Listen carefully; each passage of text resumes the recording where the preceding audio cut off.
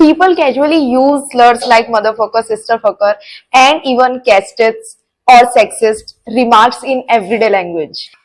This conditions kids to think verbal abuse is normal, yet our government acts on a single joke from an influencer. Thousands of rape cases remain pending for years. Survivors fight for justice while accused walk free. But when an influencer makes controversial remark, action is instant.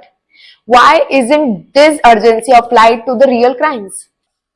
Fake degree, scam coaching centers, reservations, based favoritism.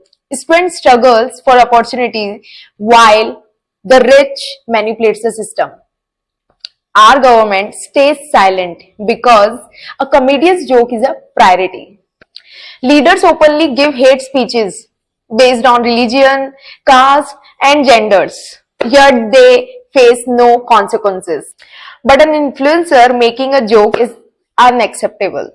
Daily soap operas promote sexism, toxic relationships, and abuse. Movies objectify women and glorify criminals. But a joke in a show is offensive. Where is the balance? People celebrate rap songs with explicit, degrading lyrics but attack a joke because it's disrespectful. If offensive language is an issue, why isn't the government banning all of this?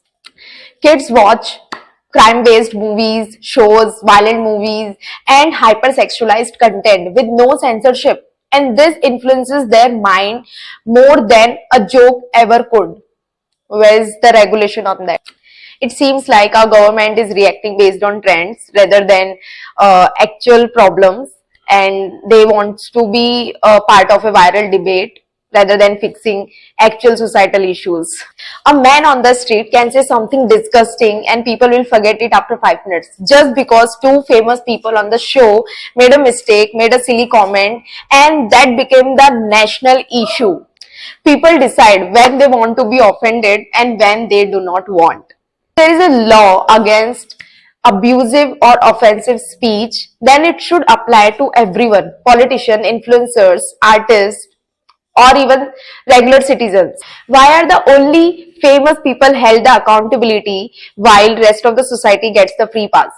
If the government really wants to clean up the society, then start with actual problems, real problems like violence, corruption, abuse, not selective outrages.